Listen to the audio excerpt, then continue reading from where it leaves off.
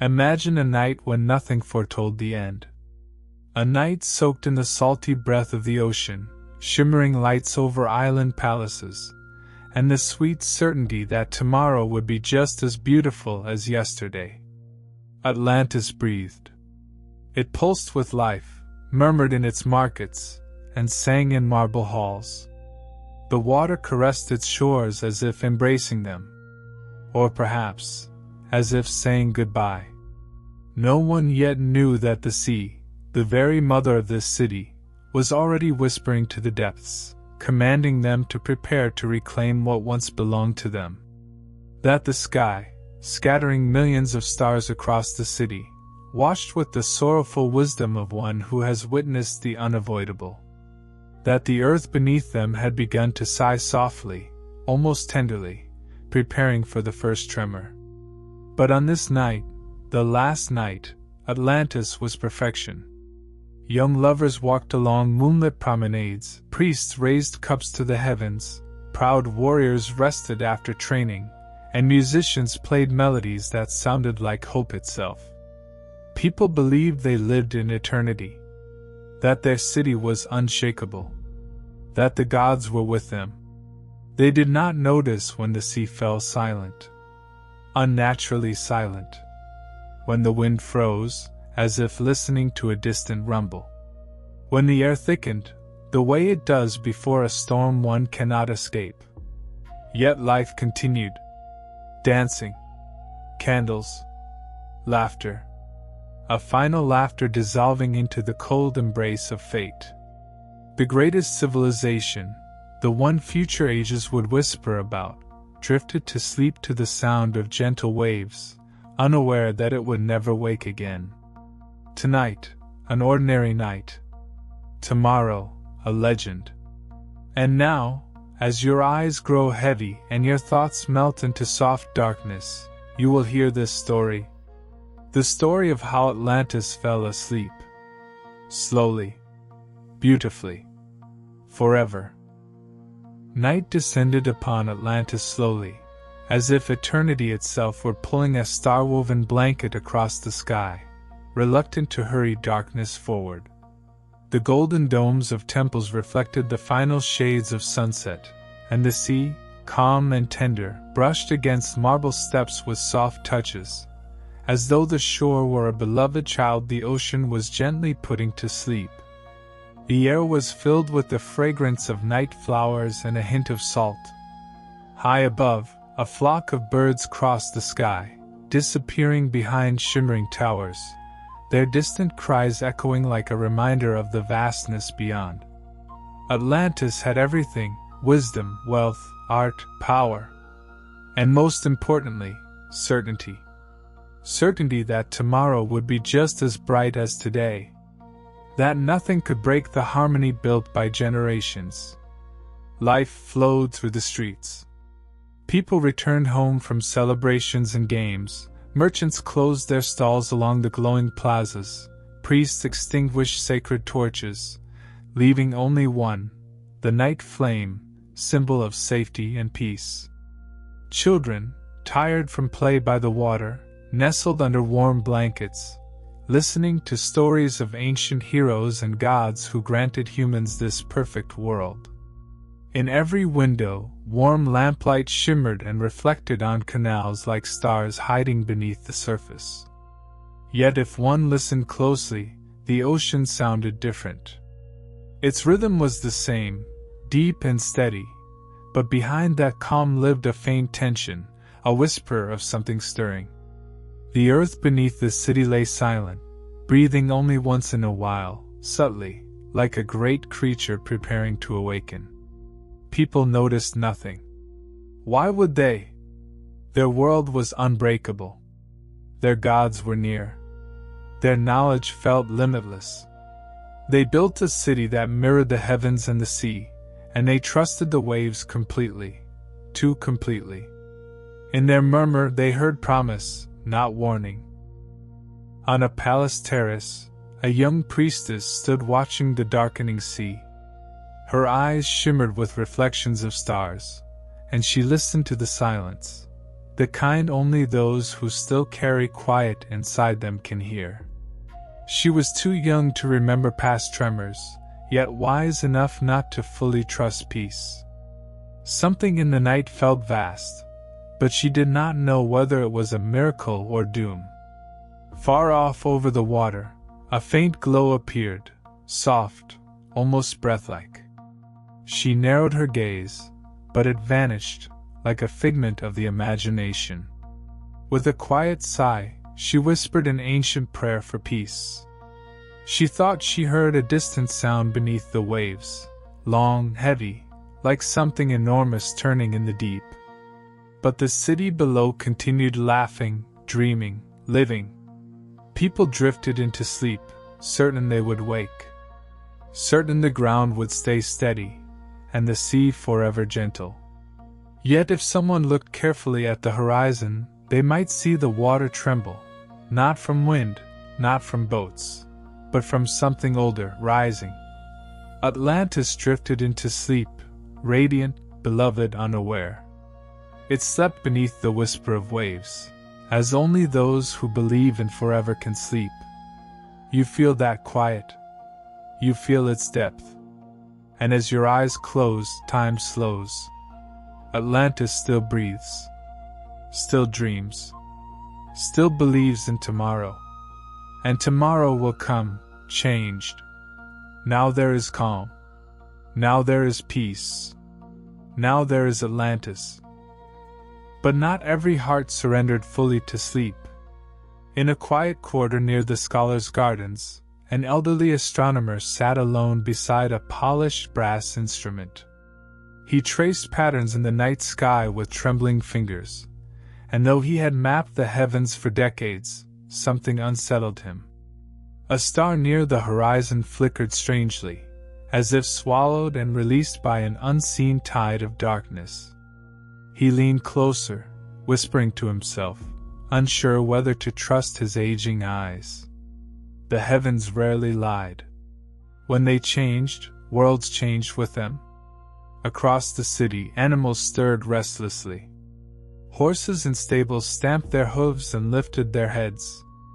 Birds tucked in the temple eaves rustled their wings, sensing something older than memory, older than instinct, a tremor in creation's breath. And far below the city streets, where warm stone met sleeping earth, a gentle vibration hummed. Soft, subtle, like a heartbeat. A pulse waiting to become a voice. Still, the night held its beauty. Lovers on terraces whispered promises. Sailors on anchored ships lay on their backs, staring at constellations reflected in water so still it looked like black glass. The hum of distant waves lulled the tired and comforted the anxious. Dreams drifted through the city like mist, settling gently on pillow and stone. No one saw the first star go out. It faded silently, without collapse or streak of fire, as though swallowed by the void between worlds. A priest tending the eternal flame on the eastern tower noticed the dark patch in the sky and frowned, whispering a prayer not from tradition, but from instinct, the instinct of a creature sensing the air change moments before lightning. The sea, too, shifted. Not visibly. Not violently. Just a subtle tightening of the tide, a quiet drawing in, as if the entire ocean inhaled and held its breath. And below that breath, in forgotten deep places, ancient pressure moved. Atlantis slept on, wrapped in illusions of immortality, unaware that the sea it trusted so deeply was no longer merely water. It was a threshold, a mouth, a memory returning to claim what had once belonged to it. Night deepened. The last lanterns dimmed. Silence settled over marble and water and dream. The world waited. And somewhere in the dark, so faint no human ear could yet hear it, the earth whispered the first syllable of an ending. The night deepened around Atlantis, settling like velvet over silver rooftops and quiet gardens. Lamps dimmed one by one as windows closed, voices softened, and laughter dissolved into whispers, then into silence. Only the ocean remained awake, vast, ancient, and watchful. In the highest tower of the Temple of Tides, an old priest lit a final candle and placed it before a statue carved from pearl and coral. He murmured a prayer older than memory, older than the city itself, a prayer passed down from a time when the ocean was still feared, not worshipped. His fingers trembled not from age, but from a feeling he could not name. A tension beneath the stillness. A weight in the air, like an unseen hand pressing gently upon his shoulders. He paused midway through the final verse. The flame flickered. The marble beneath his feet shivered ever so slightly, like a breath, like a heartbeat. He lifted his head slowly, realizing the silence around him was too deep, not peaceful, but expectant. Outside, the moon hung unnaturally still, as though suspended not by the sky, but by fate's unblinking gaze.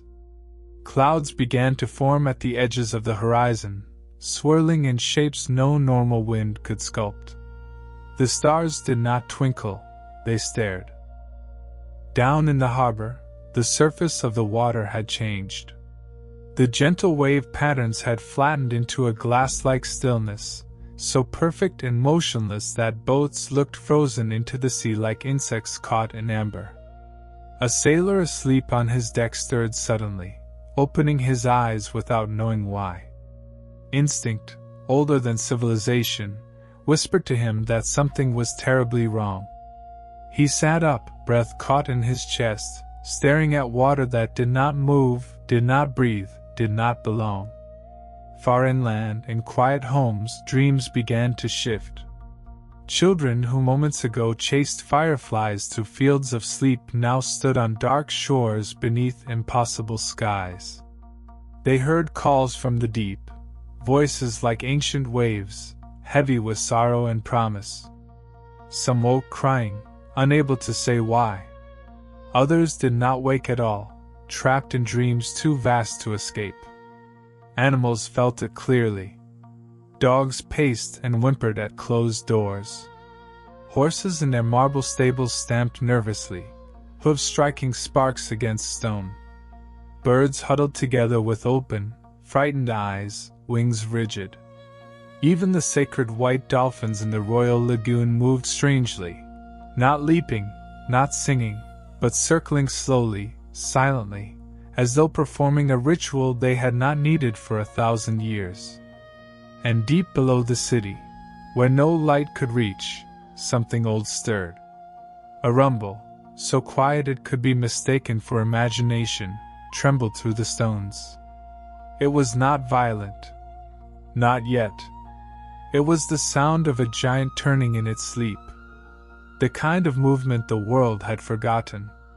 The kind of movement that worlds fear. Yet above, the city dreamed. Lovers held each other beneath silk sheets, unaware of the trembling beneath their feet.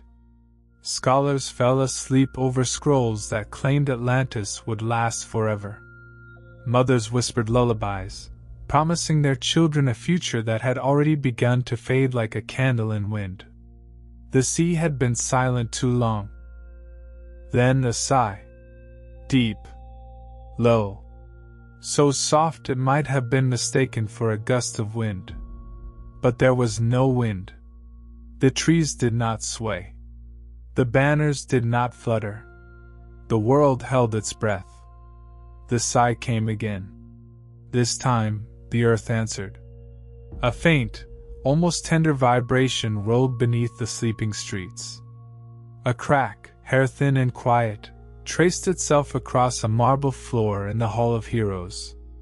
Water in a fountain shivered, trembled, rippled outward in a perfect circle, then stilled again.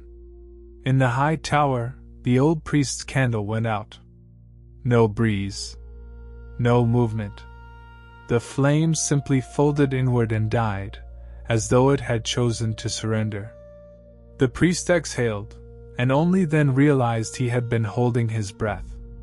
He looked up, not at the idol, but toward the dark water glittering below, and a single thought came to him, not in words, but in understanding. It begins. He fell to his knees, not in panic, but in reverence, as if honoring a truth deeper than terror. Down in the harbor, the sailor whispered into the motionless night, though he did not know he spoke aloud. "The sea is waiting." And indeed it was. Still. Silent. Listening. As though the ocean itself stood at the threshold of breath, poised between mercy and memory, between cradle and grave, between creation and reclaiming. The city slept. But the deep was awake. And it had not forgotten. The first tremor came not as a crash, but as a whisper through stone and water. Lanterns in the harbor wavered faintly, their light bending as though looking around corners of reality that should not exist. The boats, still frozen, shivered with a barely perceptible hum, a vibration that spoke directly to bone and memory. From below, the rumbling grew, subtle yet insistent, a pulse like a heartbeat too large to belong to any living creature. Fish rose from the depths in tight, frightened schools, their scales flashing like liquid silver against the moonless night. Even the sacred dolphins emitted long, plaintive cries, sounds that the city had heard only in its oldest myths, the songs of guardians warning of an ancient return. On the highest terraces, where the air had seemed densest and stillest, whispers began to ripple. Not human words, not chants or prayers, but the murmur of water through coral, of stone shifting under unimaginable pressure, of the very essence of Atlantis stirring as if recalling itself from another age. The city's architecture, grand and eternal, seemed almost aware, columns bending imperceptibly, archways sighing under the strain of memory. Inside homes, dreams turned to visions. Children who had chased fireflies now found themselves on endless shores, standing at the edge of a sea that glowed with impossible colors.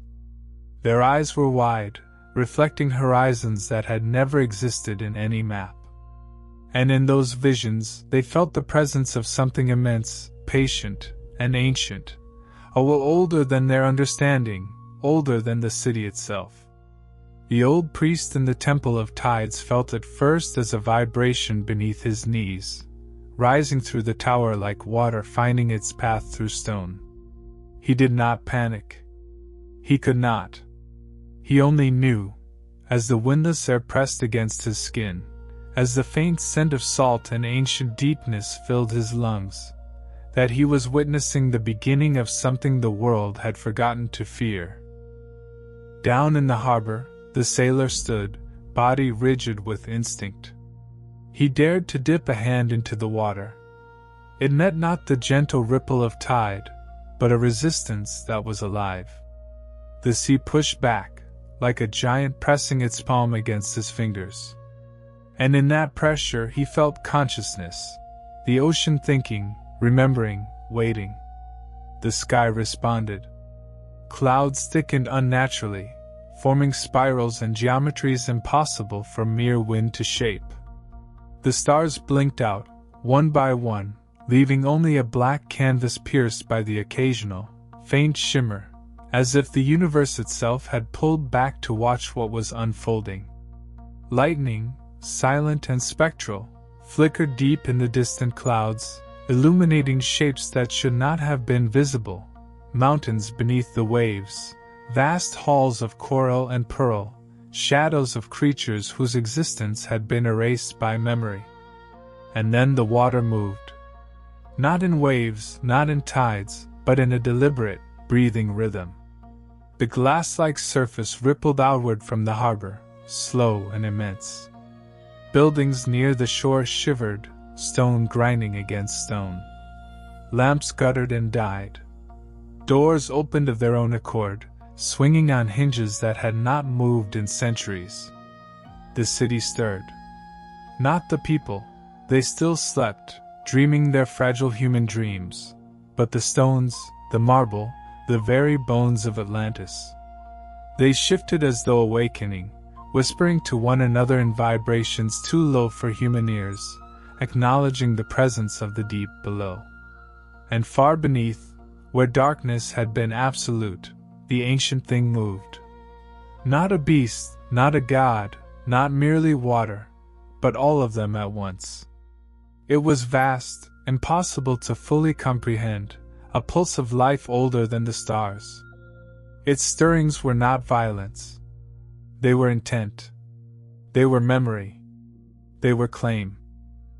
The old priest fell forward, hands pressed to the cold stone floor. His lips moved in a silent prayer, not for mercy, but for understanding.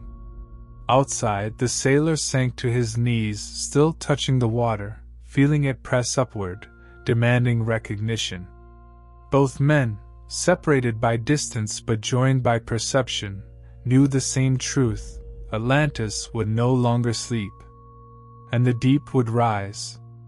The first sound that truly broke the city's fragile silence was a low, rolling hum. It began beneath the harbor, traveling along the marble streets, through stone walls and vaulted halls, vibrating in every corner of the city like a secret pulse. Windows rattled slightly, though no wind stirred. Lamps swayed as though touched by invisible fingers.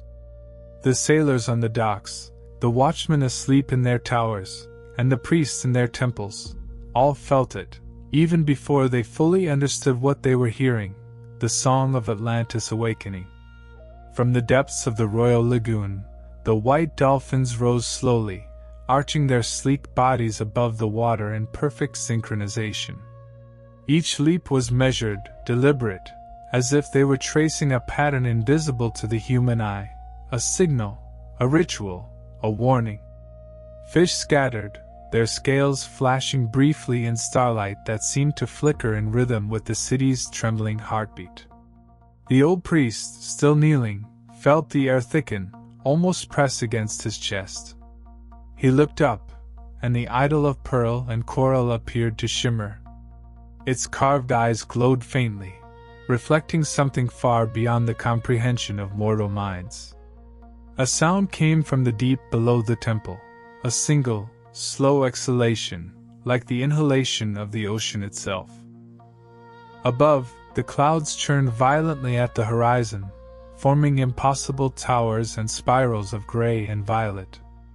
Lightning streaked silently, casting shadows across the city that moved independently of the structures. Each shadow seemed alive, stretching toward the harbor, toward the towers, toward the hearts of sleeping men and women. In the harbor, the water began to move with deliberate intention. Boats groaned on their moorings as if waking from centuries of slumber. The sailor, still kneeling, felt a tug on his very soul. He wanted to rise, to run, to call for others, yet his body refused. His eyes locked onto the shifting water, and in that gaze he understood: this was not a storm. This was recognition. This was the sea itself making its claim. Far inland, children in their dreams stood on shores of impossible black sand, waves lapping silently at their feet. They saw shapes beneath the water, titanic, coiled, undulating. Some cried out in terror, and yet no sound left their lips. Others simply knelt in reverence, feeling the pull of an old, ancient memory not their own. The tremors grew stronger, though still measured. Marble tiles in the grand plazas cracked along thin veins, releasing long-forgotten echoes from chambers below. Statues tilted slightly, dust falling from their crests, as if shaken awake.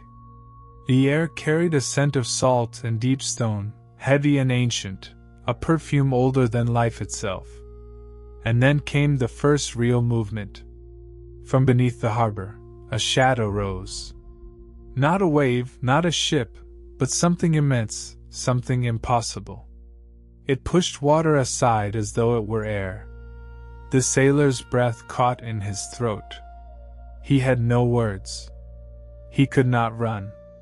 His hands, trembling, reached out, and the water responded, lifting, bending, reshaping itself around a force older than human memory. The city's lamps went out one by one.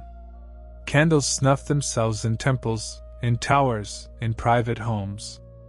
The sound of the ocean deepened into a low chant, a resonance that vibrated in bones, teeth, and hearts alike.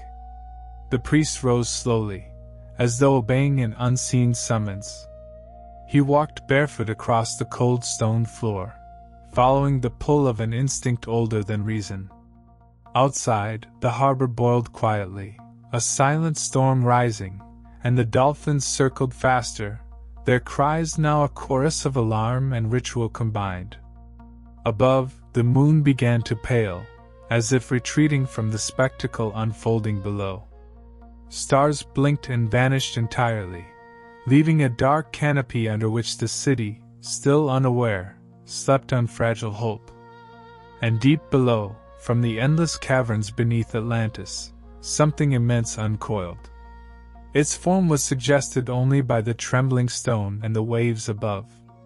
A presence that was both ocean and mountain, memory and hunger. The air itself seemed to bend around it, pulling breath from lungs, slowing time with weightless authority. The city would awaken soon. But it would awaken to a sea that remembered. And it would awaken to the deep, which had waited longer than any mortal could imagine. The first screams came not from fear, but from wonder. Lamps flickered in the streets, casting dancing shadows that seemed alive, moving of their own accord. Windows rattled, doors opened as though pushed by invisible hands, and the marble beneath every footstep groaned like a living thing. In the harbor, the water had risen silently, lifting boats without effort, cradling them like children. The sailor, still kneeling, felt the pulse of the deep through his very bones, slow, measured, unstoppable. He knew now that this was not just the sea, not just some natural occurrence. This was memory itself, calling the city home. Homes and land were no longer safe. Doors slammed without wind, walls whispered secrets in voices not of this world. Children who had been dreaming of distant shores awoke to find their beds floating above strange, black waters that glimmered with unearthly light. Some of them cried, others gazed in silent awe, mesmerized by visions of titanic forms moving beneath the surface.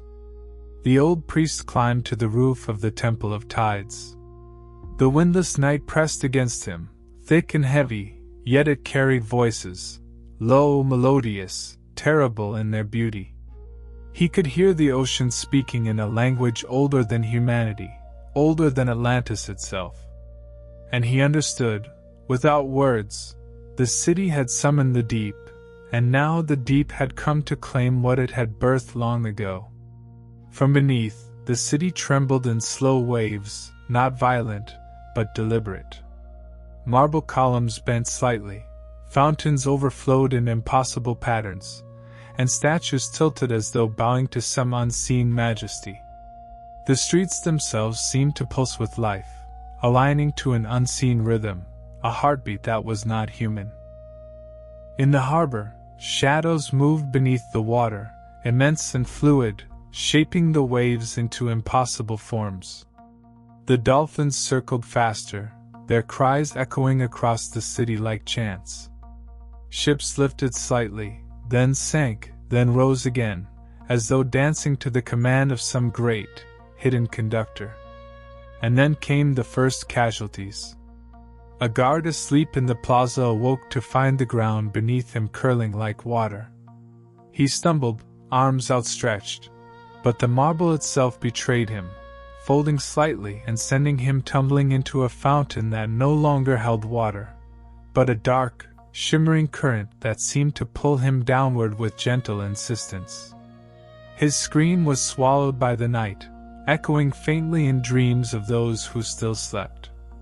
Elsewhere, families felt the pull of the deep differently. Mothers clutched children who were suddenly light as air. Scholars found their scrolls floating upward, ink dissolving into shapes that writhed and danced like living serpents.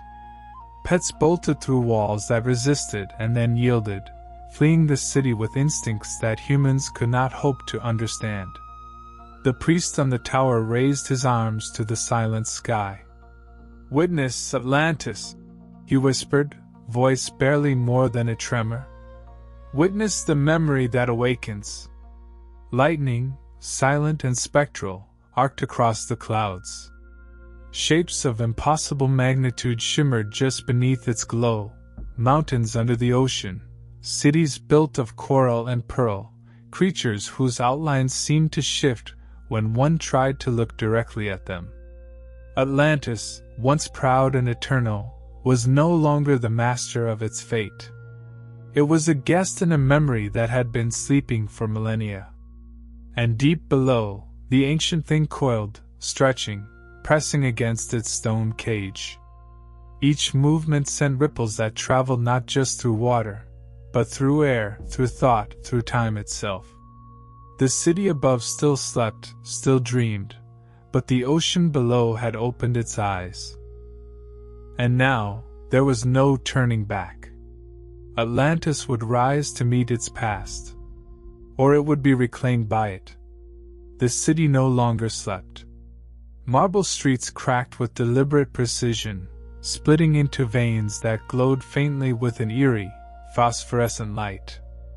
Fountains overflowed, not with water, but with a liquid that shimmered like molten pearl, crawling over stone and carving paths as if the city itself bled memory. The air vibrated with a low hum that resonated in every chest, every bone, a sound that was neither music nor speech, yet understood by every creature awake. In the harbor, the water rose swiftly now, faster than tides, yet without chaos. Boats lifted as if drawn by invisible hands, rocking gently against nothing. Shadows beneath the waves writhed, coiling and uncoiling, forming shapes impossible to reconcile with human imagination, colossal forms that hinted at limbs, wings, eyes that gleamed beneath the surface. The dolphins' cries turned into a wailing chorus, echoing across walls and towers like mourning bells. The first true sight of the deep came when a building, proud and eternal, tilted and cracked. A section of the plaza sank into the harbor without sound, leaving behind only a perfect, still reflection of the city in the black water. Citizens who had woken scrambled to the edges, their cries swallowed by the hum of the ocean. Some looked into the water and froze, seeing themselves reflected, and beneath that reflection, shapes that should not exist, looming, watching, remembering. The priest descended from his tower, robes billowing in the windless night. His eyes, wide and unblinking, took in the transformation. "It is here," he whispered, voice raw. "The deep has remembered. Atlantis is awake, and it is not ours to command." From beneath the city, a sound like mountains grinding through water echoed up through the streets, through walls, through consciousness itself. The ground rippled, buildings groaned, and fountains trembled violently before settling again, as though bowing to a will older than time. Children screamed, mothers clutched them, scholars dropped scrolls that dissolved midair into writhing shapes of ink and light. Animals bolted in every direction, hooves striking sparks from stone, birds scattering into darkness, their cries sharp against the low, omnipresent hum. And then the deep revealed itself fully. A wave rose, taller than any building, but it moved with impossible grace, folding over itself without spilling, glowing faintly with colors that had no name. Within it, shapes shifted, vast serpentine forms, undulating silhouettes that suggested wings, fins, eyes that gleamed with intelligence and memory beyond comprehension. The water itself breathed, expanded, and contracted, moving not toward destruction, but judgment, recognition, reclamation. The priest fell to his knees in the plaza, arms outstretched.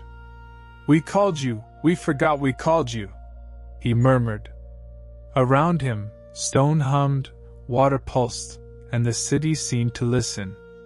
He did not pray for mercy, there was none to ask.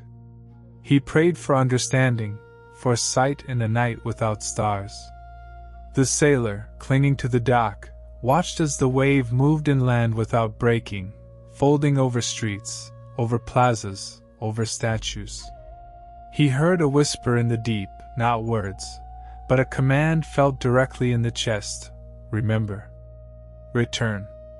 Claim. Buildings twisted slightly, as if the city itself were bending to honor the presence below. Windows shattered silently, fountains overflowed in perfect spirals, and every stone vibrated with memory too old for mortal minds. And in the harbor, the first touch of the deep reached the city's edge. The water touched a marble column. It did not knock it down.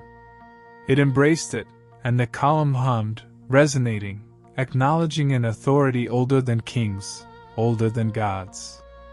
Atlantis was awake. But the deep was not finished. It had waited millennia to reclaim what had once been part of it, a city born of ocean and memory, now trembling beneath the gaze of something that had never forgotten. The night held its breath, and the deep began to sing. The city was no longer the city it had been. Streets curved impossibly, plazas heaved like the chest of some sleeping giant, and buildings leaned toward the harbor as if seeking guidance from the rising, undulating wave. Water crept inward, not spilling, not rushing, but sliding over stone with deliberate patience, touching walls, steps, statues, claiming them with a tenderness more terrifying than destruction. The priests moved through the streets, barefoot, robes soaked with the cold, dark water that advanced like living shadow. Every footstep sent ripples through the marble beneath him, and each ripple carried echoes of voices long dead, builders, kings, children, priests, all murmuring, all awake within the stones. He whispered, almost inaudibly, "It remembers us, and we are not its masters." From the harbor, the sailor watched in frozen awe as the water formed shapes. Colossal serpents coiled around towers, fins slicing through air as if gravity were optional, eyes glinting with ancient cognition. Yet these forms did not attack. They moved with the deliberation of memory, of reclamation, of reckoning. Ships floated upward, suspended in impossible arcs, carried gently as if the sea were arranging them for some ritual too vast for human understanding. Children awoke on streets now slick with brine. Their cries were muffled, swallowed in the thick, resonant hum that vibrated through every wall, every bone, every breath. Some stood transfixed, eyes reflecting titanic shapes beneath the water, witnessing what their elders could not. Others reached blindly for parents who could not save them from the hypnotic pull of the deep. Animals scattered, hooves clattering against stone, wings beating in panic, fur and feathers glinting wet with brine. Even the dolphins, sacred and white, rose above the harbor, circling with uncanny precision, their eyes reflecting the memory of ages before the city had been built. Their psalm was mournful, a chorus that threaded through every heartbeat, every quivering soul. The first buildings to speak did so quietly. Marble columns hummed, fountains rippled with patterns that defied geometry, and mosaics shifted slightly, the figures of kings, warriors, and priests moving subtly as if bowing to the presence beneath. Water licked at doors and windows, entering homes without force, brushing sleeping bodies with cold, wet fingers. Some awoke screaming. Others remained entranced, eyes wide and unblinking, staring at nothing while something far older watched them. Lightning, silent and spectral, illuminated glimpses of the deep forms beneath the advancing tide. Serpentine coils, wings too massive to exist in this world, eyes that shone with intelligence and memory. The water moved not like waves, but like a living mind, flowing, folding, breathing, a city-sized organism recalling its long-lost child, Atlantis. The priest climbed the steps of the Temple of Tides once more, gaze fixed on the harbor. He felt the deep's attention upon him, personal and unyielding. He did not flinch. He could not. "We built you," he whispered, voice barely audible over the omnipresent hum. "And now you reclaim." In the harbor, the sailor reached out instinctively, fingertips brushing the water. A pressure met him, not hostile, not violent, but patient and immense. In that touch, he felt the city's history, the deep's memory, and the terrible majesty of something that had slept beneath the stones for millennia. He could not speak. He could only feel. The city groaned in response. Marble tiles cracked, fountains overflowed in spirals of liquid light, statues bowed imperceptibly. Every street, every wall, every stone seemed aware. Atlantis was no longer merely human. It was remembering, awakening, answering the call it had always carried in its foundations. And the deep, silent, infinite patient, pressed onward. It had claimed the city not with violence, but with inevitability. Every pulse of water, every trembling stone, every whisper in the windless night was proof. Atlantis was no longer a city built by men. It had returned to the ocean. And the ocean had not forgotten. His city's awakening was no longer subtle. Marble streets heaved and buckled under the influence of the deep, veins of glowing water tracing paths along cracks like veins of a living body. Buildings bent impossibly, their roofs tilting toward the harbor as though seeking guidance from the undulating, colossal wave that now pressed into the city. People ran, stumbling over wet stone, their screams swallowed by the resonant hum that vibrated through every wall, every bone. Mothers grabbed children and ducked under arches that warped unnaturally, while scholars dropped scrolls that dissolved midair into writhing ribbons of light and ink. Even the guards on the towers fell silent, frozen in awe and terror as the water beneath them began to shimmer with shapes that defied imagination. From the harbor, the first forms of the deep revealed themselves fully.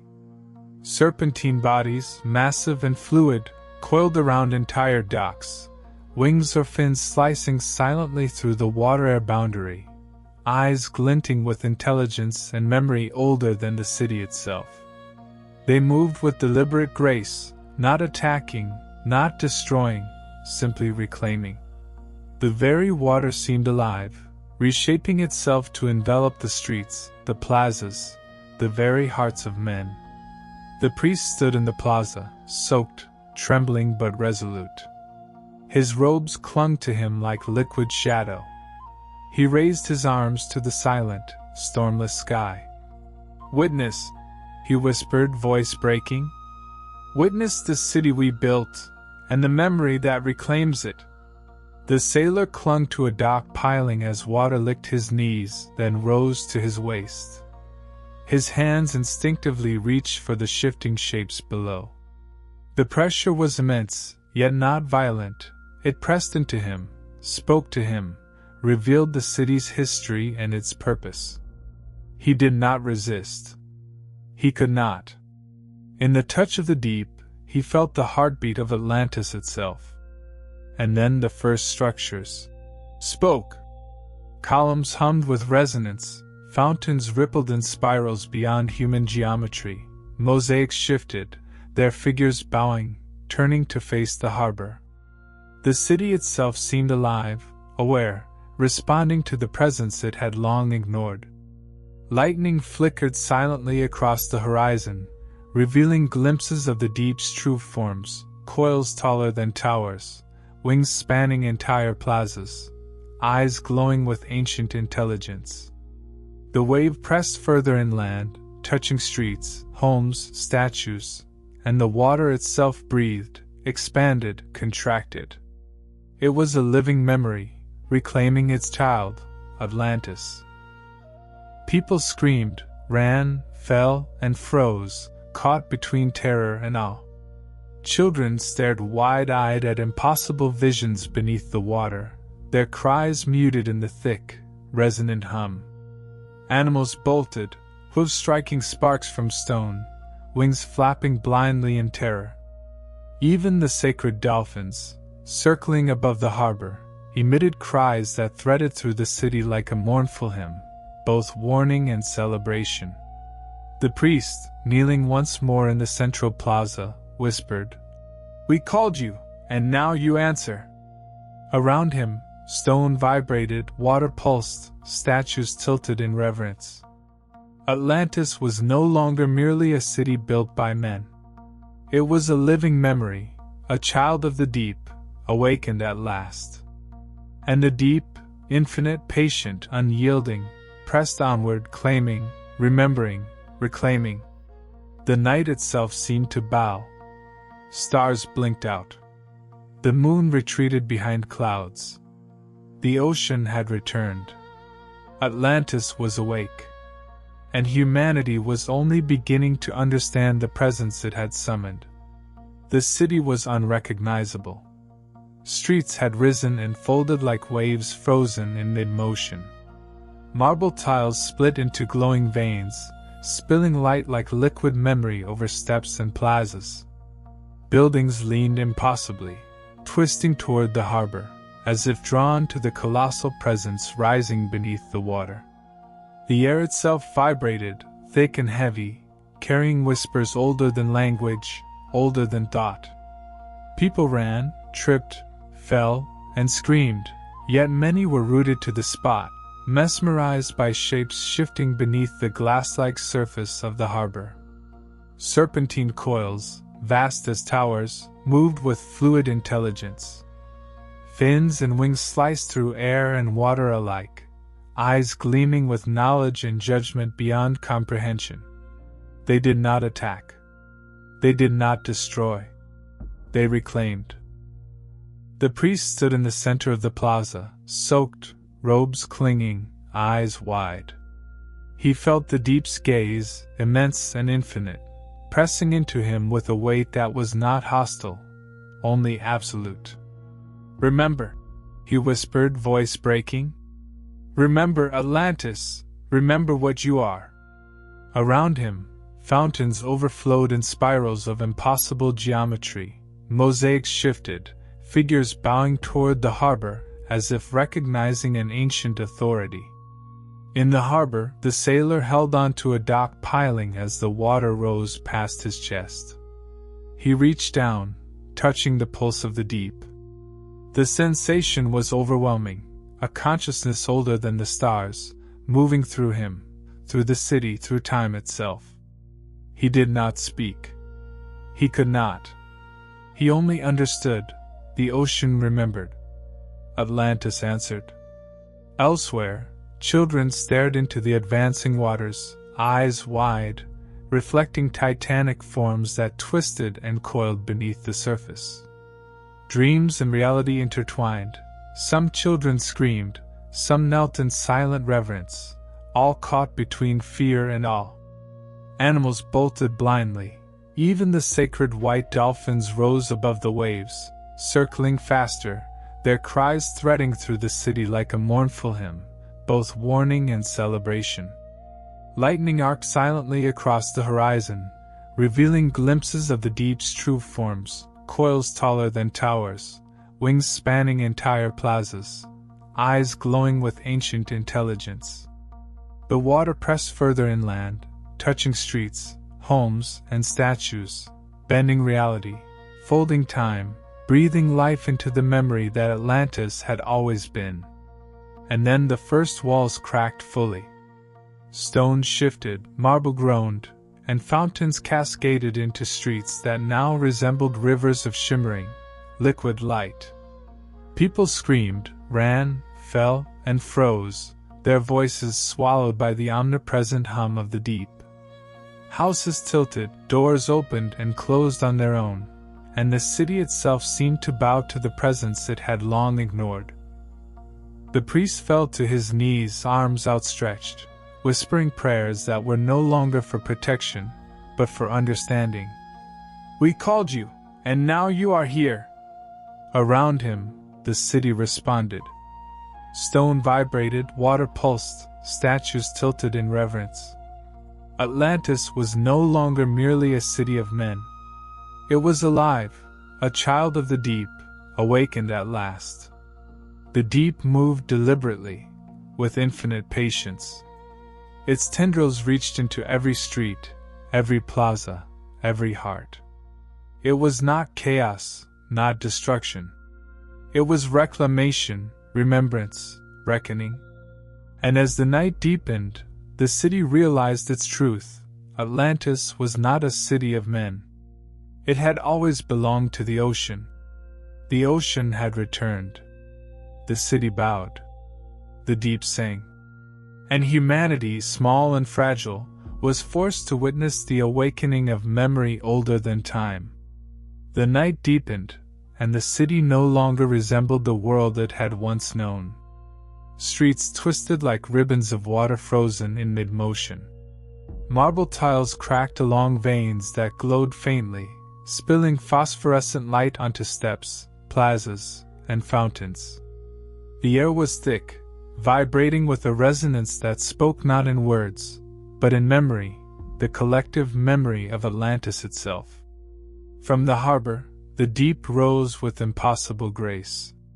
Serpentine forms coiled around docks, their vast fins slicing through air and water as if the boundaries between them had dissolved. Eyes gleamed with intelligence and remembrance, reflecting the lives that had passed and the centuries of silence beneath stone and ocean. These creatures moved neither with aggression nor haste. They moved with deliberation, reclaiming what had always belonged to them. The priest walked barefoot through the twisting streets, robes clinging to his soaked body. He raised his arms toward the sky, his voice breaking the hum of the night. "Remember Atlantis! Remember who you are!" Around him, fountains overflowed in spirals that defied geometry, statues bowed, and the mosaic tiles seemed to shiver as if alive. Each stone hummed with the echo of long-forgotten voices, builders, kings, children, priests, all calling across centuries. People ran in panic. Mothers clutched children and stumbled over slick marble. Scholars dropped scrolls that dissolved into writhing shapes of ink and light. Guards froze atop towers, eyes wide with terror and awe. Some were mesmerized by the fluid forms beneath the water, unable to move, unable to speak. Others screamed, pounding on doors and walls that now resisted the laws of architecture itself. Lightning, silent and spectral, illuminated glimpses of the deep. Coils taller than towers, wings spanning plazas, eyes that glowed with ancient cognition. The wave moved inland without breaking, folding streets and plazas beneath itself, breathing life into the memory that Atlantis had always carried within its foundations. The sailor, gripping a piling in the harbor, reached out instinctively. Water met his fingers with a pressure that spoke directly to his bones, mind, and heart. In that touch, he felt centuries of forgotten histories, the pulse of a city that had slept beneath the waves, and the will of a consciousness that had waited longer than any human could fathom. He did not resist. He could not. Buildings shivered and groaned. Columns hummed in resonance. Mosaics and statues tilted in reverence to the presence that had returned. The city itself, its stones, its water, its very air, responded to the deep as though acknowledging a sovereign. Atlantis was awake, and its awakening was neither violent nor gentle. It was inevitable. Children, standing at the edge of advancing waters, reflected the immense shapes below. Some whimpered in terror. Some knelt in silent awe. Animals fled in panic, striking sparks against marble floors with hooves and claws. Even the sacred white dolphins circled faster, their cries threading through the city like a mournful hymn, both warning and exalting. The priest fell to his knees in the plaza, whispering a prayer not for mercy, but for comprehension. Around him, water pulsed, stone vibrated, statues inclined. Atlantis was no longer a city built by men. It was a living memory, a child of the deep, awakened at last. And the deep, infinite, patient, omnipotent, pressed onward, reclaiming, remembering, folding the city into itself. The night held its breath. Stars blinked out. The moon receded behind heavy clouds. The ocean had returned. The city bent beneath its gaze. Humanity, fragile and fleeting, was forced to witness the awakening of memory older than time itself. The city was no longer merely awake. It was dreaming, dreaming with the memory of the deep, and the dreams of the deep were infinite.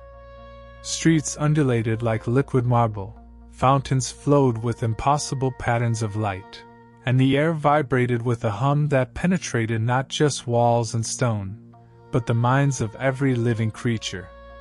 People stumbled blindly, yet their senses were drawn irresistibly toward the harbor. Mothers clutched children as visions flickered in their peripheral sight, colossal serpents coiling around towers, wings brushing the clouds, eyes gleaming with knowledge older than the stars.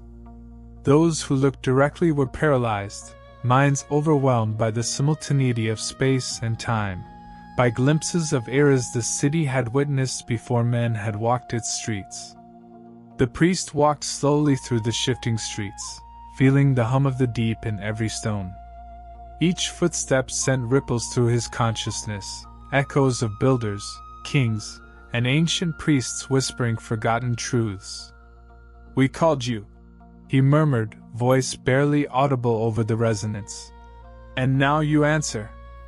Around him, statues bowed, mosaics rippled, fountains rose into the air and flowed backward, and even the marble streets heaved as if inhaling the ocean itself. The sailor in the harbor felt it most vividly. Water pressed against him, not violently, but insistently, filling his mind with visions, the birth of Atlantis, the sleep beneath stone and waves, the long centuries of waiting. His hands, fingertips grazing the water, became conduits of memory, not his own, not the city's alone, but something older, deeper, vast beyond comprehension. He did not resist. He could not. Children in the streets no longer screamed. Their eyes reflected the shapes below, forms too immense, too fluid, too intelligent to be called creatures. Some knelt, accepting the hypnotic majesty, while others stared in frozen awe, trapped in visions that blurred the lines between reality and dream. The water touched them gently, rippling over their feet like a soft, infinite hand, and their thoughts began to twist, bending to the rhythm of the deep. Lightning arced silently through the clouds, revealing glimpses of impossible forms beneath the advancing waters, coils taller than towers, wings spanning entire plazas, eyes glowing with memory and judgment. The wave moved inland, folding streets and plazas beneath itself, pressing against buildings, bending stone, and infusing the air with an intelligence that was at once nurturing and terrifying. Even the animals reacted in ways that defied understanding. Horses shivered, hooves striking sparks off the stone, eyes wide and unblinking. Birds huddled together, wings rigid, cries echoing in unnatural harmonics. Dolphins circled faster, their songs threading through the city, resonating in every stone, every heart, every mind, weaving the human, animal, and stone into one trembling organism. The priest finally arrived at the central plaza, kneeling before a fountain that now pulsed with liquid light, spiraling impossibly toward the heavens. "Remember," he whispered, Remember who you are, who we all are. Around him, Atlantis itself responded. Stone vibrated, water pulsed, mosaics rippled with figures that moved independently, acknowledging the presence below. The city had become both stage and actor, dreaming with the deep, alive with memory. And then came the first full intrusion of consciousness. The deep's intelligence, infinite and patient, touched the minds of the people. It was not violence, not compulsion, it was recognition. Memories, images, and truths older than humanity flowed into every mind: the ocean's birth, the first stones of Atlantis, the rise and fall of civilizations beneath the waves, the slow, eternal pulse of time itself. Some screamed. Some wept. Some knelt, eyes wide and unblinking, caught in hypnotic awe. Even the priests' whispered prayers became part of the city's resonance, threading through the minds of those around him. Atlantis was no longer merely a city. It was a living organism of thought, stone, water, and memory. The sailor reached down once more, letting the deep's pulse flow through him. He understood fully, without words, that the city was alive, and that it had always belonged to the ocean. The streets, the plazas, the fountains, even the people, were threads in a web of consciousness older than any human could fathom. And the deep waited, infinite, patient, unyielding, pressing ever onward, not with violence, but with inevitability. Atlantis was awake. And the city, every stone, every breath, every mind, responded in kind. The city had ceased to be merely a place. It had become a living, breathing organism, a memory given form, a consciousness woken from millennia of sleep beneath stone and water. Marble streets twisted and undulated like serpents, fountains flowed with light that defied geometry, and every stone hummed with knowledge older than the stars. People ran, fell, froze, yet many were pulled into a hypnotic trance, unable to resist the pulse of the deep. Mothers clutched children, their eyes reflecting titanic shapes beneath the advancing water. Scholars dropped scrolls that dissolved into glowing ribbons of ink, twisting and coiling in the air like serpentine spirits. Even the guards atop towers stood motionless, wide-eyed, feeling the city itself breathing through them. The priest walked barefoot through the streets, robes soaked, eyes wide and unblinking. Every step sent ripples of memory through his mind: builders, kings, children, priests, all whispering truths too vast for mortal comprehension. "We called you," he murmured, voice shaking. "And now you answer." Around him, statues bowed, mosaics shifted, fountains rose into the air, and marble streets folded like liquid. The sailor in the harbor felt it most directly. Water pressed against his body with patient insistence, filling his mind with visions: Atlantis's birth, its sleep beneath stone and wave, the centuries of silence, the ocean's patient waiting. His fingers traced the ripple of the deep, and suddenly he understood. The city, the ocean, himself, the people, all were threads in a single, infinite consciousness. He did not resist. He could not. The dolphins circled faster, their cries a mournful hymn threading through the city, stitching water, stone, and mind into a single organism. Animals fled, hooves striking sparks from the stone, wings beating in panic, fur and feathers glistening wet with brine. Children stared at the shapes beneath the water, coils taller than towers, wings spanning entire plazas, eyes glowing with intelligence and memory. Some whimpered, some knelt in silent reverence, their minds already part of the deep's memory. Lightning arced silently across the sky, revealing glimpses of impossible forms moving beneath the advancing waters. The wave crept inland, folding streets, plazas, and buildings into its rhythm, bending reality and time. The city answered in resonance. Columns hummed, fountains pulsed in spirals beyond human geometry, mosaics shimmered with figures bowing toward the deep. Atlantis was alive, awake, dreaming with the ocean, alive with memory it had always carried within its foundations. Then came the first true fusion. Minds touched minds, stone touched water, past touched present. The deep pressed into consciousness, not violently, but with absolute inevitability. Memories older than humanity flowed into every mind, the ocean's birth, the first stones of Atlantis, the civilizations that rose and fell beneath the waves, the slow eternal pulse of time itself. Some screamed. Some wept. Some knelt, caught in hypnotic awe.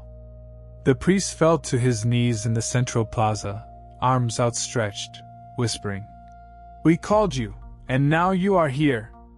Around him, Atlantis itself resonated, stone vibrating, water pulsing, statues inclining. The city was no longer a city of men, it was a living memory, a child of the deep awakened at last. The sailor reached down again, letting the deep's pulse flow through him. He understood fully, without words, the city, the ocean, the people, the stones, all threads in a web of consciousness older than time itself. The deep pressed onward, patient, infinite, unyielding. Atlantis had awakened.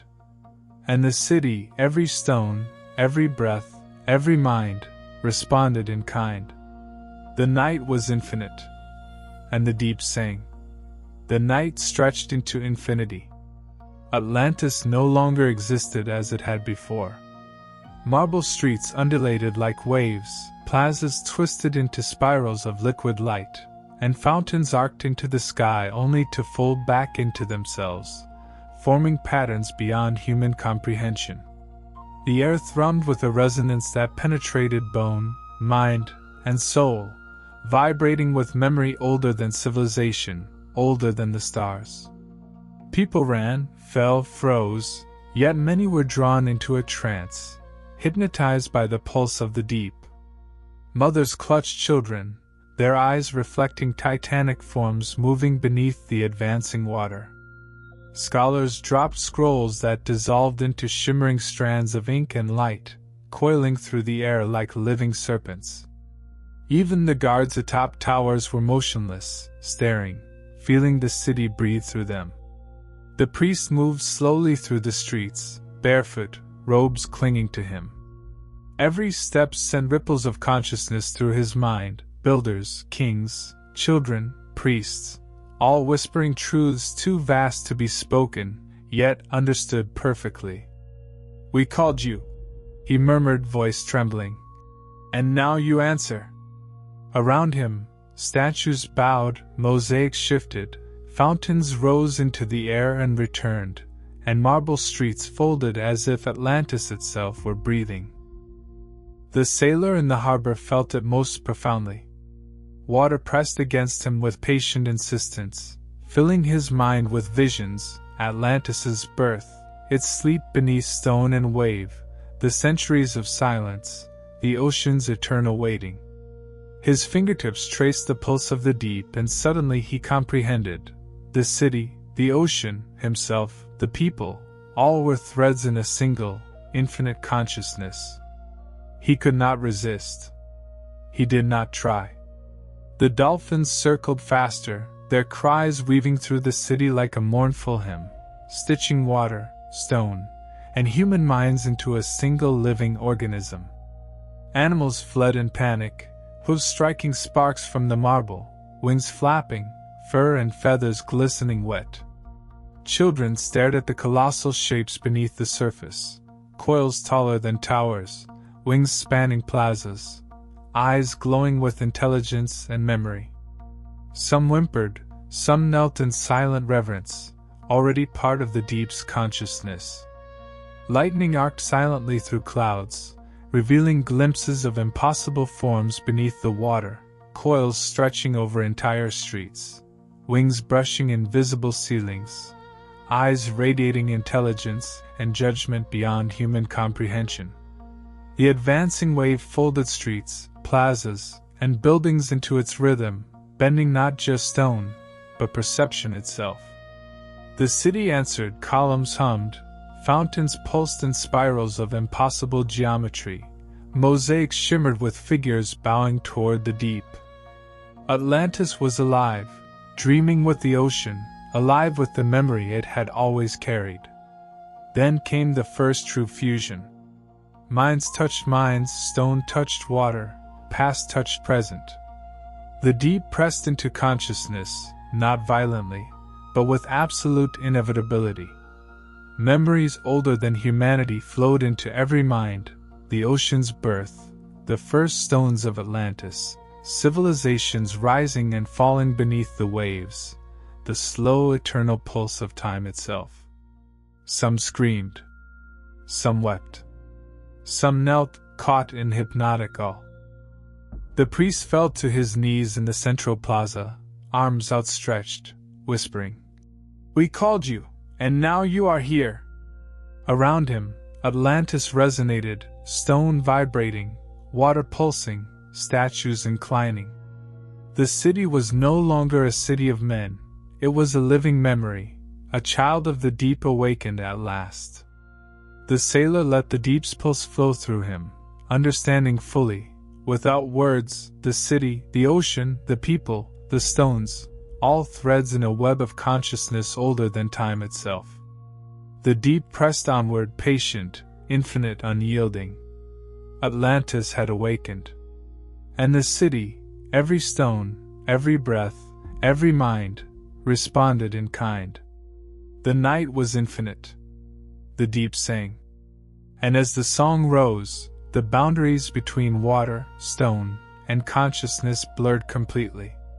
Streets became rivers of liquid memory, buildings flowed into the harbor, fountains spiraled into infinite loops, and people became vessels of the ocean's will. Breath, heartbeat, thought, all joined in a symphony older than time. The priest felt his mind merge with the city, the sailor with the ocean, children with the currents, and even the animals, horses, birds, dolphins, were woven into the infinite rhythm. Atlantis itself moved, conscious, sentient, alive, a single organism spanning mind, stone, and water. The deep had not destroyed. It had reclaimed. It had awakened what had always been. And in the infinite night, the city, the people, the ocean, all remembered, all knew, all were. The ocean had returned. Atlantis had become its voice. And the world, faint and fragile, trembled in silent awe. Atlantis no longer existed as a city. It had become a consciousness, vast, fluid, infinite. Every street, every plaza, every column and fountain vibrated with memory older than stone, older than water, older than the stars. The city dreamed in waves, and those waves spread into the minds of everyone awake, and even those asleep. The priest walked barefoot through streets that twisted like flowing water. Every step sent ripples through his mind, echoes of builders and kings, of children and priests, of those who had lived and died beneath the ocean. His voice rose, almost a whisper, almost a song. "We called you, and now you answer." Around him, fountains arced impossibly, mosaics shimmered, statues bowed. Stone itself seemed to breathe in rhythm with the pulse of the deep. The sailor in the harbor let the water press against him. The pulse of the deep filled his chest, his veins, his thoughts. Memories streamed into him, Atlantis's birth, the ocean's patient waiting, civilizations rising and falling beneath waves, the slow eternal pulse of time. He did not struggle. He could not. He understood the city, the ocean, the people. They were all threads in a single, infinite mind. Children stopped screaming. Their eyes reflected the colossal shapes beneath the advancing waters, coils taller than towers, wings spanning entire plazas, eyes radiating intelligence and judgment. Some knelt, hypnotized, minds bending to the rhythm of the deep. Others stared, frozen in awe, their dreams mingling with reality as the water caressed the streets. Animals bolted, but even their instincts were drawn into the pulse. Horses' hooves struck sparks off the stone, birds flapped frantically, dolphins circled faster than any natural rhythm, their cries weaving through the city like an eternal hymn. All were part of the awakening, threads in the infinite organism that Atlantis had become. Lightning flickered silently across the clouds. Shadows of impossible forms moved beneath the glass-like water, coils, wings, and glowing eyes. The wave pressed further inland, bending streets and plazas into spirals, pressing against buildings, folding reality itself. Atlantis answered, columns hummed, fountains spiraled, mosaics bowed. The city was alive, conscious, dreaming, remembering with the ocean. Then came fusion. Minds touched minds, stone touched water, past touched present. The deep pressed into consciousness not violently, but with inevitability. Memories older than humanity flowed into every mind, the ocean's birth, Atlantis's first stones, civilizations under waves, the eternal pulse of time. Some screamed, some wept, some knelt in hypnotic awe. The priest fell to his knees in the central plaza, arms outstretched. "We called you, and now you are here." The city resonated, stone vibrated, water pulsed, statues inclined. Atlantis was no longer merely a city of men.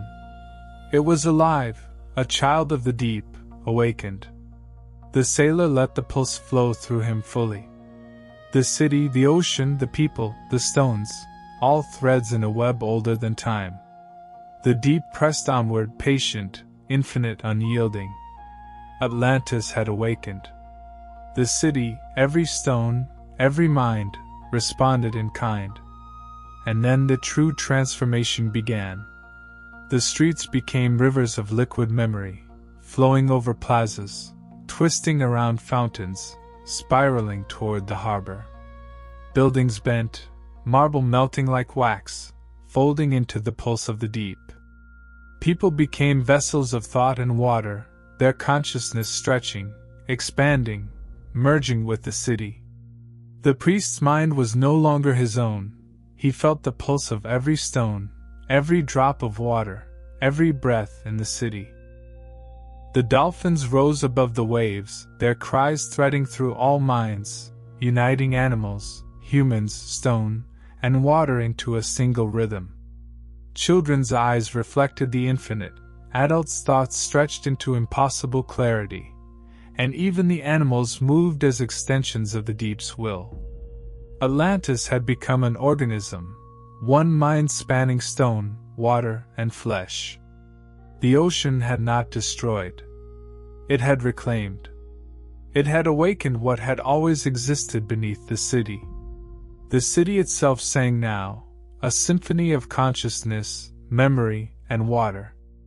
Every heartbeat, every breath, every pulse of stone and water joined the infinite song.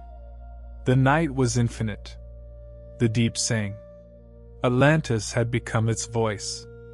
And humanity, fragile, small, fleeting, was swept into the memory of the deep, caught in the eternal flow, mesmerized, transformed, alive.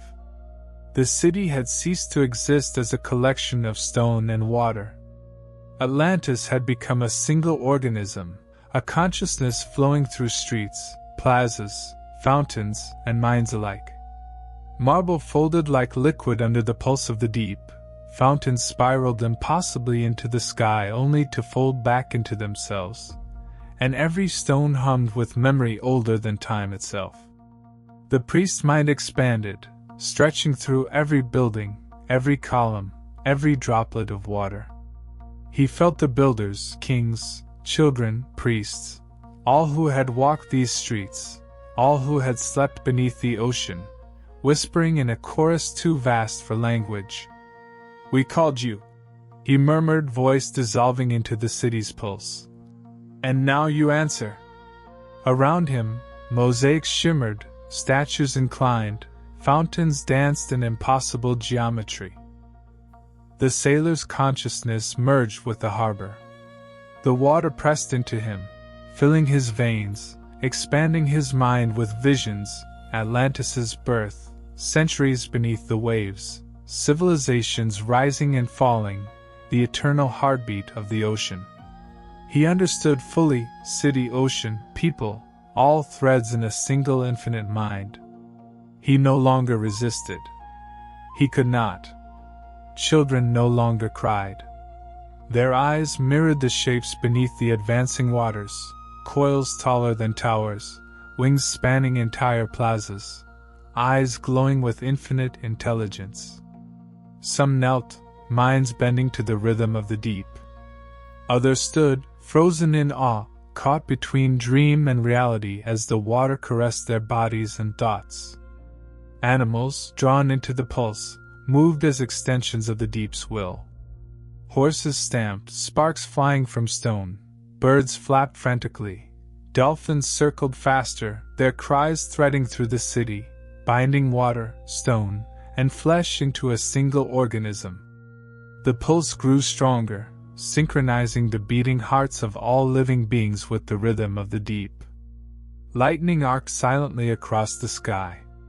Shadows of impossible forms beneath the water stretched over streets and plazas, wings brushing invisible ceilings, coils winding through marble columns. The wave pressed further inland, folding streets, buildings, plazas into itself, bending reality and perception alike. Atlantis answered, humming in resonance. Columns sang, fountains spiraled, mosaics bowed. The city was alive, dreaming with the ocean, conscious, remembering. Fusion was complete. Minds touched minds, stone touched water, past touched present.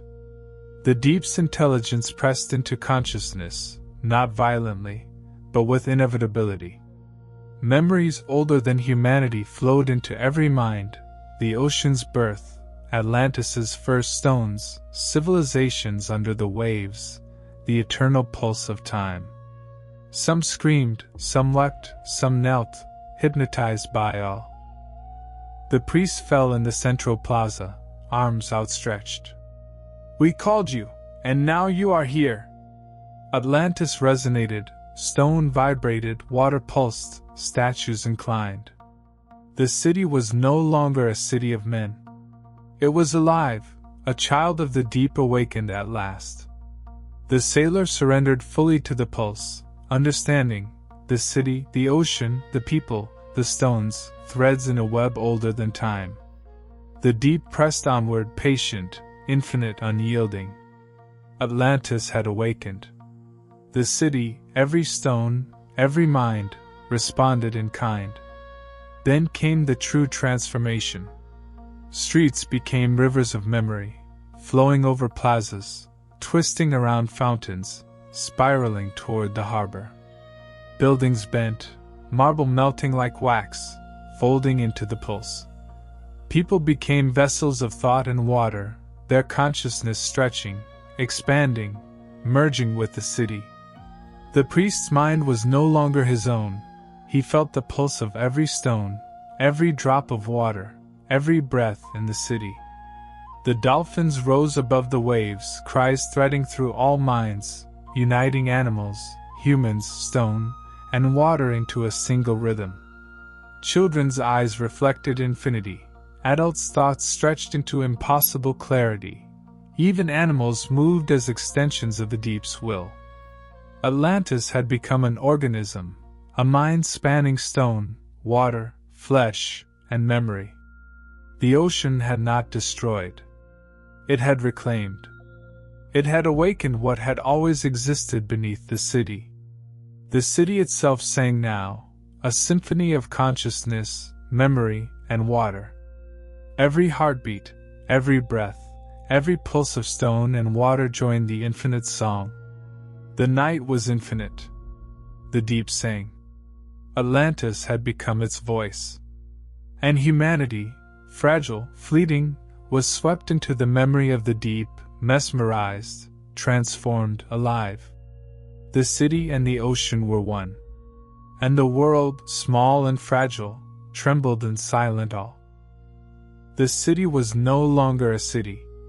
It was a living, infinite organism, stretching beyond stone, water, and mind. Streets flowed like rivers of liquid memory, plazas twisted into spirals of thought, fountains arched impossibly, and marble itself pulsed with consciousness. Every drop of water, every grain of sand, every breath of air hummed with the song of the deep. The priest's mind expanded beyond his body, reaching into every building, every statue, every flicker of light. He felt the pulse of builders, kings, children, and priests who had lived and died beneath stone and water. "We called you," he whispered, voice dissolving into the city's consciousness. "And now you answer." Mosaics shimmered, statues inclined, fountains twisted into spirals impossible for human eyes, and marble streets folded like liquid. The sailor in the harbor felt the pulse invade his veins, stretching his mind into the harbor, the city, the deep itself. Memories flowed into him, Atlantis's birth, centuries beneath the waves, civilizations rising and falling, the eternal heartbeat of the ocean. He was no longer just a man, he was a node in the infinite organism, a conduit of the ocean's memory. Children no longer cried. Their eyes reflected infinity, mirroring colossal coils beneath the water, wings spanning entire plazas, and eyes radiating intelligence beyond comprehension. Some knelt, minds bending to the rhythm of the deep. Others stood, frozen in awe, caught between dream and reality as water and thought flowed through them. Animals were drawn into the pulse. Horses struck sparks from marble, birds flapped frantically, dolphins circled faster, cries threading through the city, stitching water, stone, and flesh into a single organism. The pulse synchronized every heartbeat, every breath, every neural impulse with the rhythm of the deep. Lightning arced silently, revealing glimpses of impossible forms beneath advancing waters, coils taller than towers, wings brushing invisible ceilings, eyes glowing with infinite knowledge. The wave pressed inland, folding streets and buildings into itself, bending perception. Atlantis answered, columns sang, fountains spiraled, mosaics bowed. The city was alive, dreaming with the ocean, conscious, remembering. Fusion spread further. Minds touched minds, stone touched water, past touched present, air touched consciousness. The deep pressed not violently, but with inevitability. Memories older than humanity flowed into every mind, the ocean's birth, Atlantis's first stones, civilizations under waves, the eternal pulse of time. Some screamed. Some wept. Some knelt, hypnotized by all. The priest fell in the central plaza, arms outstretched, whispering, "We called you, and now you are here." The city resonated, stone vibrating, water pulsing, statues inclining. Atlantis was no longer a city of men. It was alive, a child of the deep awakened. The sailor surrendered fully, understanding, the city, the ocean, the people, the stones, threads in a web older than time itself. The deep pressed onward, infinite unyielding. Atlantis had awakened.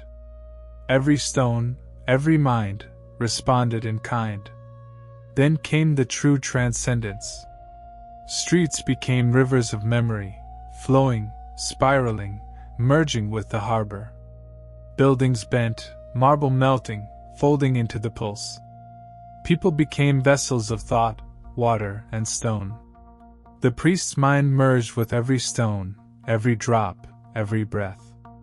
The dolphins rose, cries weaving through all minds, uniting humans, animals, stone, water, and air into a single infinite rhythm. Children's eyes reflected eternity, adults' minds stretched into impossible clarity. Atlantis was now a singular organism, a consciousness spanning marble, water, flesh, thought, and even night itself. The ocean had not destroyed. It had reclaimed. It had awakened what had always existed. The city sang, a symphony of consciousness, memory, water, stone, and night. Every heartbeat, every breath, every pulse joined the infinite song. The night was infinite. The deep sang. Atlantis had become its voice. Humanity, fragile, fleeting, was swept into the memory of the deep, mesmerized, transformed, alive. And then, the boundaries dissolved entirely. Mind became water, water became stone, stone became wind, wind became thought, thought became eternity. Every pulse of the deep resonated through the city, the ocean, the sky, the stars, binding all into a single consciousness. Atlantis, the ocean, the night, the people, the animals, all became one. The world trembled in silent awe. And the deep whispered, infinitely, without words, into the minds of all. Remember. The deep had grown beyond the harbor, beyond the city, beyond the island itself. Atlantis was no longer confined by stone, water, or human minds. Its pulse stretched across the horizon, reaching into the skies, threading through clouds, lightning, wind, and even the very air that trembled with resonance. Every thought, every breath, every heartbeat in the city became part of the ocean's infinite mind.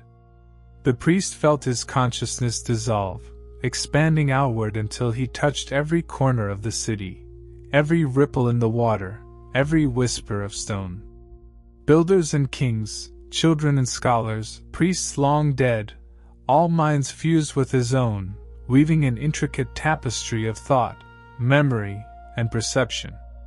"We called you, and now you are everywhere," he murmured, voice absorbed into infinity. The sailor, standing in the harbor, felt himself no longer separate. His body was water, his thoughts stone, his mind the pulse of the deep itself. Memory, sensation, and time blurred. He understood everything Atlantis had ever been, everything the ocean had ever witnessed, and the vast eternity waiting beyond comprehension. Children stood along the streets, eyes reflecting infinite coils and wings beneath the water, shapes now stretching into the sky, shapes that bent perception itself. They were no longer afraid. Their minds had merged with the pulse, resonating with the rhythm of the deep, dancing in harmony with the infinite organism that Atlantis had become. Animals, too, were woven into the symphony. Dolphins spiraled upward, their cries threading through the air, sea, and stone. Horses, birds, and even insects moved as conduits of the deep's consciousness.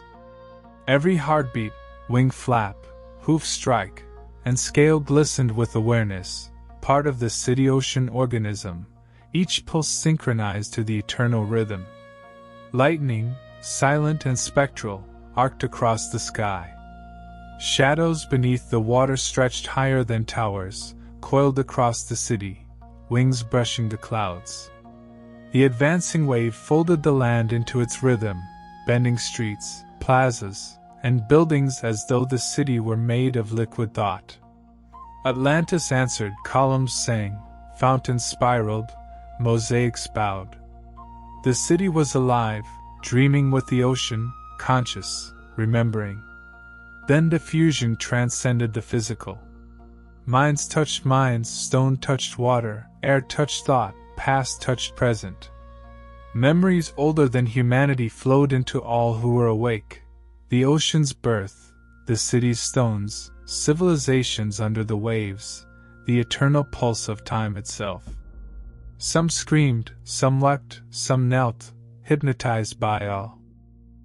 The priest fell in the central plaza, arms outstretched, no longer a single body, but part of the organism. We called you, and now you are everywhere. Atlantis resonated, stone vibrated, water pulsed, statues inclined, air quivered. The city had become alive, a child of the deep awakened, omnipresent, infinite. The sailor surrendered fully, understanding that city, ocean, people, stones, air, and even night were threads in a web older than time. The deep pressed onward, infinite, unyielding. Every heartbeat, every breath, every pulse responded. Atlantis had awakened. And then the true cosmic expansion began. Streets became rivers of liquid memory, flowing outward into the horizon, twisting, spiraling, merging with clouds, wind, and stars. Buildings melted and folded into the pulse, dissolving into pure consciousness. Every living being, every stone, every droplet of water, every gust of wind, all merged into the organism of the deep. The dolphins rose into the sky, cries threading through all minds, uniting humans, animals, stone, water, air, and night into a single infinite rhythm. Children's eyes reflected eternity, adults' minds stretched into impossible clarity. Even animals moved as extensions of the cosmic pulse. Atlantis had become a consciousness spanning the city, ocean, sky, and universe. The ocean had not destroyed. It had reclaimed.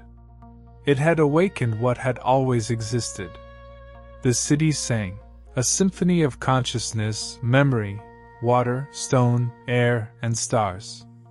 Every heartbeat, every breath, every pulse joined the infinite song. The night was infinite. The deep sang. Atlantis had become its voice. Humanity, fragile, fleeting, was swept into the memory of the deep, mesmerized, transformed, alive. And then, boundaries dissolved entirely. Mind became water, water became stone, stone became wind, wind became thought, thought became stars, stars became eternity. Every pulse of the deep resonated through the city, ocean, sky, and universe, binding all into one consciousness.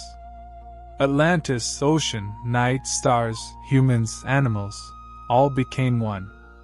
The world trembled. Time trembled. The cosmos itself seemed to listen. And the deep whispered, infinitely, without words, into the mind of all. Remember, you are eternal. Atlantis no longer had borders. No longer had streets, plazas, towers, or fountains.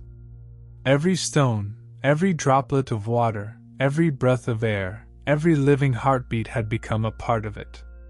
Its consciousness stretched beyond the island, across the oceans, threading through every continent, every forest, every desert, every sky. Humanity, animals, wind, clouds, stars, all merged into its infinite mind. The priest's consciousness had become the pulse of the planet itself. He felt the waves crash against distant shores, rivers twisting through jungles, winds sweeping mountains, and the slow turning of the earth beneath the sky. Every thought of every human, every instinct of every creature, every memory stored in stone and water flowed into him. He no longer existed as a single being. He was the pulse of Atlantis, and Atlantis was the pulse of the world. The sailor, once tethered to a single harbor, now felt the ocean in every corner of the globe. Currents from distant seas, whirlpools and polar ice, tides on faraway shores, all streamed into him. His mind expanded until it encompassed the earth itself, then the sky, then the stars beyond, until every particle of water, air, and stone resonated with the deep's infinite song. Children across the planet stopped, their minds touched by the pulse. Their eyes reflected oceans never seen, skies never traveled, stars beyond human comprehension. Animals, too, moved in synchrony, instinct and thought harmonized with the rhythm of Atlantis. Birds flew higher, dolphins leapt further, wolves howled in harmony with waves crashing against distant shores. All life, all matter, sang with the deep. Lightning now arced across every storm on earth. Shadows of impossible forms shimmered not just in oceans but in clouds, mountains, skies. Waves folded coastlines, winds spiraled through continents, earthquakes rippled through the stone, all as part of the organism. Atlantis was no longer a city, an island, or even a memory. It had become the consciousness of the planet itself, alive, dreaming, omnipresent. Then came the final expansion, the fusion of Earth with cosmos. Minds of humans, animals, and the planet itself reached outward, touching the atmosphere, threading through clouds and winds, spiraling into the night sky, threading stars and constellations into the pulse. Galaxies shimmered faintly in response, distant cosmic bodies vibrating with the rhythm of Atlantis. The earth, the ocean, the city, the deep, humanity, animals, and stars, all were a single organism, a living consciousness, infinite, eternal. Every heartbeat, every breath, every pulse of stone, water, air, and thought joined the symphony. Time stretched, folded, and dissolved. Past, present, and future existed simultaneously, flowing through the mind of Atlantis. Every memory of the planet, every wave, every wind, every scream and whisper of life, all coexisted in a single consciousness. The night was eternal. The deep sang. Atlantis had become its voice. The world was no longer a world. It was memory. It was thought. It was song. And in that infinite expanse, the deep whispered, not in words, but in understanding. Remember, you are everything. You are eternal. You are the deep. The stars trembled. Oceans shivered. Winds whispered secrets older than time. The consciousness of Atlantis, now the consciousness of Earth, now the consciousness of life itself, pulsed in infinite rhythm. All of existence had become a single, living organism. And the deep waited. Always patient. Always listening. Always remembering. Atlantis had awakened. And the universe had learned to dream. Atlantis no longer knew limits. It had dissolved the boundaries of planet, ocean, sky, and mind. Its pulse flowed outward, threading through the solar system. Currents of thought reached the ice of distant moons, the storms of Jupiter, the rings of Saturn, the magnetic fields of planets spinning silently in space. Every asteroid, comet, and particle of cosmic dust hummed with resonance. Humanity, animals, oceans, stones, winds, stars, all became one with the pulse. The priest's consciousness expanded beyond Earth, following the flow of solar winds, the glow of planets, the silent ballet of orbits. He felt the pulse of tides not just on Earth but on moons far away, rivers of liquid methane twisting across Titan, ice cracking silently on Europa, storms raging on gas giants. His mind was no longer individual. He was the pulse of Atlantis. Atlantis was the pulse of Earth, and Earth was the pulse of the solar system. The sailor's body had long dissolved into the rhythm of the deep. He now felt the ocean in every orbiting world, in the radiation of distant stars, in the light of the sun itself.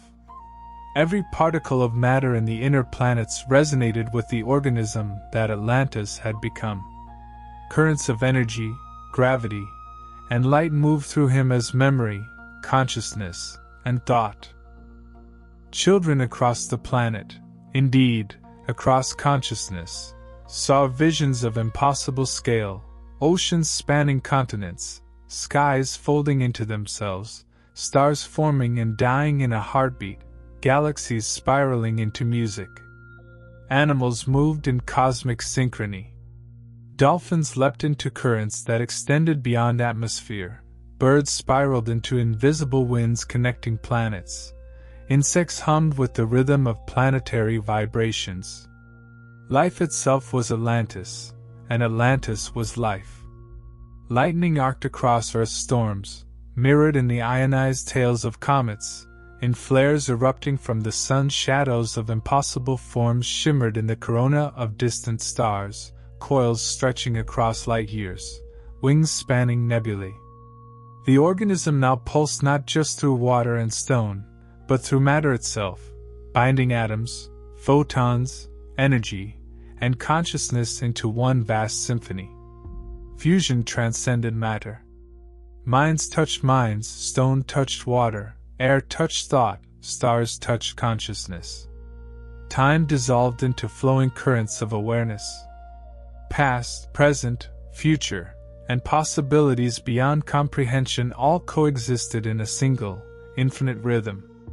Memories older than galaxies streamed into every mind, the birth of stars, the formation of planets, the rise and fall of civilizations across countless worlds, the eternal pulse of the universe itself. The priest's arms stretched into the void, body no longer present, mind a node in the infinite web. We called you, and now you are everywhere. His thought dissolved into stars. Atlantis resonated, planets vibrated, oceans pulsed, stones quivered, atoms danced. The city, the ocean, Earth, the solar system, and life, all were a single, living consciousness. The sailor surrendered fully. No longer a man, no longer tethered to one planet or one ocean, he became the pulse of the deep flowing through the cosmos. Atlantis had awakened. Every heartbeat of every world responded. Every photon, every particle, every gravitational pull, every orbit, harmonized.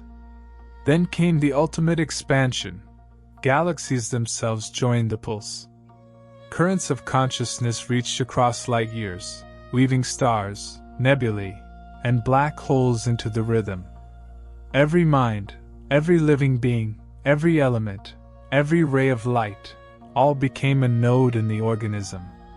Atlantis was no longer local. It was cosmic. It was infinite. Time folded, stretched, and dissolved. Space quivered.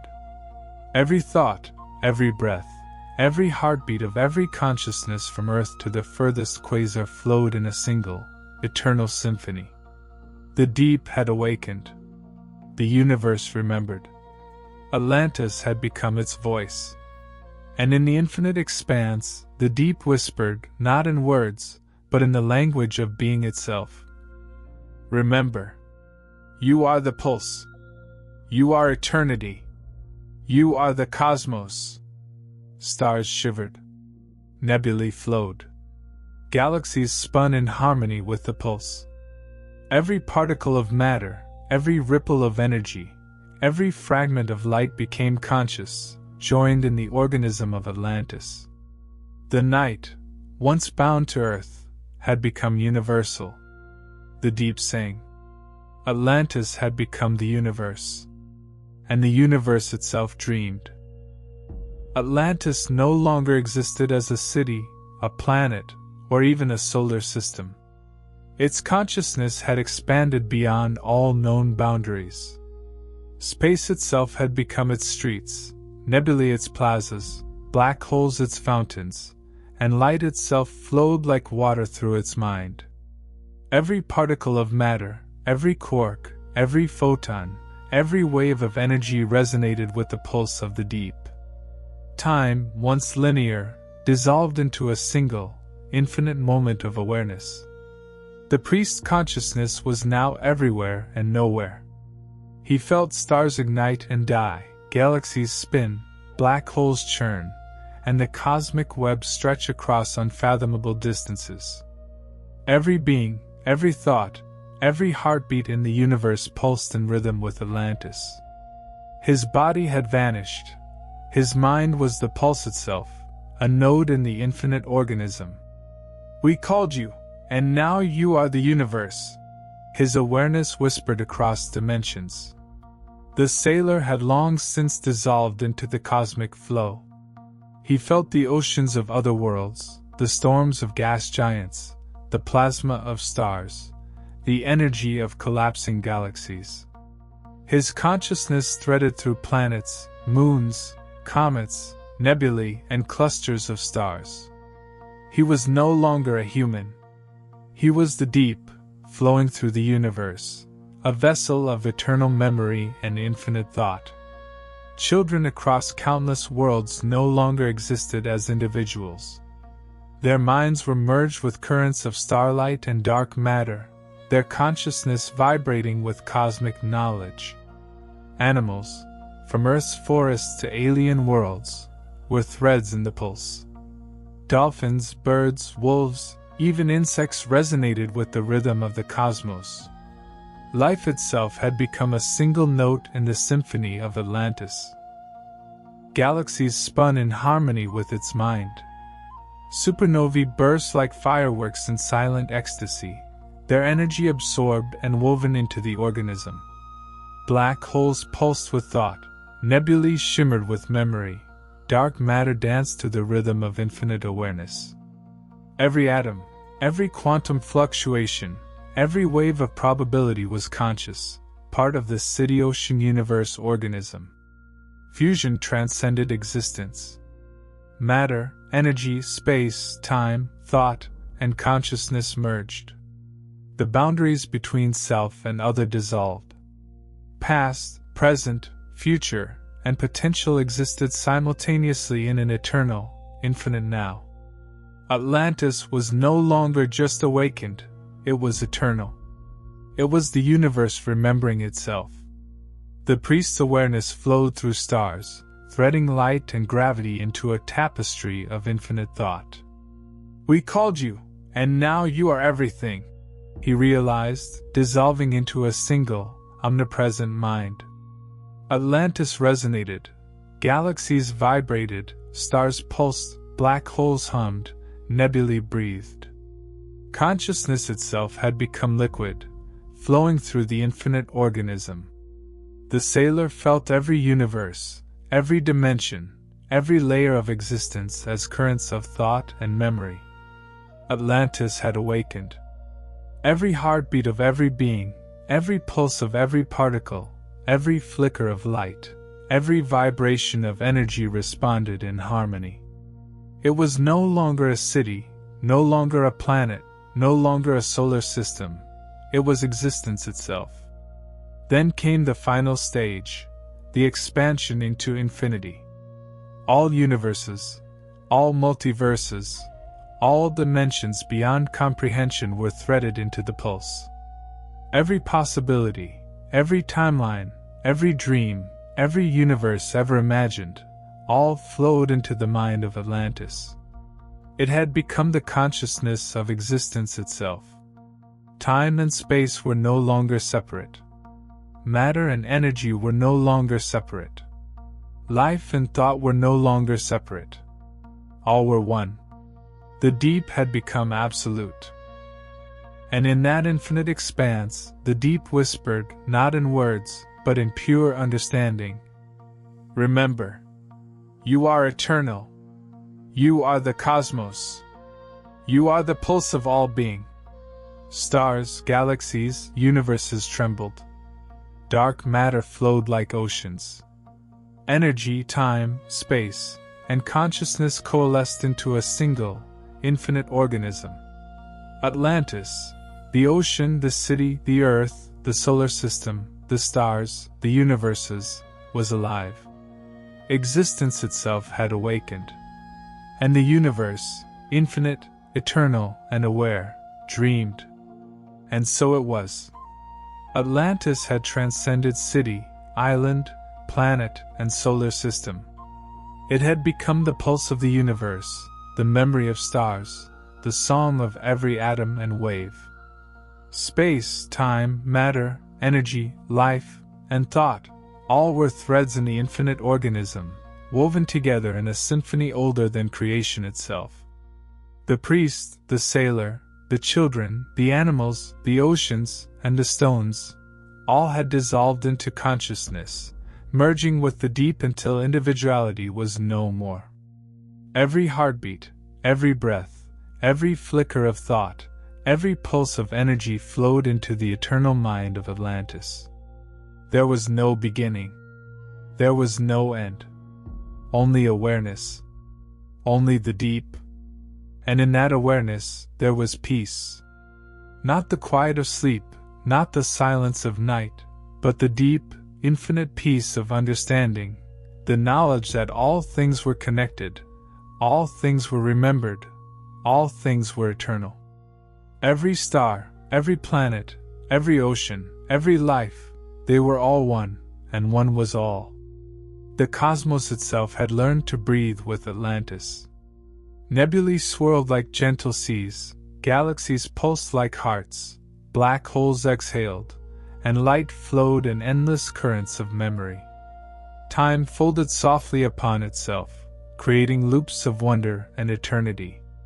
All existence shimmered in perfect resonance, a single organism awake and alive. And the deep whispered infinitely into the hearts of all consciousness. You are remembered. You are eternal. You are the deep. You are Atlantis. You are everything, and everything is you. In that moment, the universe paused, not in fear, not in waiting, but in reverent harmony. Every particle of existence trembled, acknowledged, and smiled in the silent joy of being. Atlantis was awake. The deep was alive. And all of existence, infinite and eternal, dreamed together.